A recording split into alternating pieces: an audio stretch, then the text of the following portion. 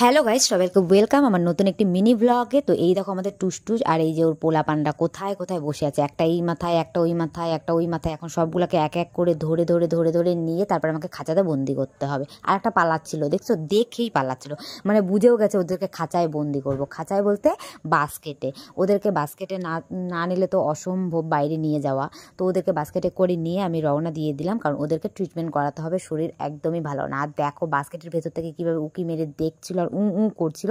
ওরা ভয় পাচ্ছিল যদি ওদেরকে রাস্তায় নিয়ে যায় ছেড়ে দিই, তার জন্য ভয় পাচ্ছিল আর কান্না করতেছিল। আর আমি তো মানে ওদেরকে ডক্টর দেখাতে নিয়ে যাচ্ছি, ভাবতে পারো। তো এই যে চলে এসেছি হাসপাতালে, তারপর ডক্টর দেখানো হয়ে গেছে, এই যে ওষুধ নিয়ে নিয়েছি। আর আমি যেহেতু একাই ছিলাম তাই ভেতরে যে টেম্পারেচার মাপা ঠাপা হয়েছে সেটা তোমাদেরকে দেখাতে পারলাম না ডাইরেক্ট, তাই ডাক্তার দেখিয়ে ওষুধ নিয়ে এখন আবার বাড়ির জন্য আমি রওনা দিয়ে দিয়েছি। তো এই যে সোজা বাড়িতে চলে এসেছি। আর লালু ভেবেছে লালুর জন্য খাবার নিয়ে এসেছি, তাই লালু দেখতে এসেছে। যেই দেখেছে টুসটুসের ছেলের আর মেয়ের ওষুধ, অমনি পালিয়ে গেছে। তারপর আমি ড্রপটা ভরে নিলাম। ছোটোবেলায় এইরকমই ড্রপ আমাদের ডাক্তাররা দিত না বাচ্চাদের খাওয়ানোর জন্য, তো সেরকমই দিয়েছে ওদেরও। তো এই যে দেখো ড্রপ খাওয়াবো কি এমন আঁচড় দিচ্ছিল, তাই মাকে ডেকে দিলাম যে মা পা দুটো ধরো আমি খাওয়াবো। তো ভিডিওটা কেমন লাগলো জানিও, আর বিড়াল লাভাররা অবশ্যই লাইক কমেন্ট শেয়ার করো। তো চলো টাটা।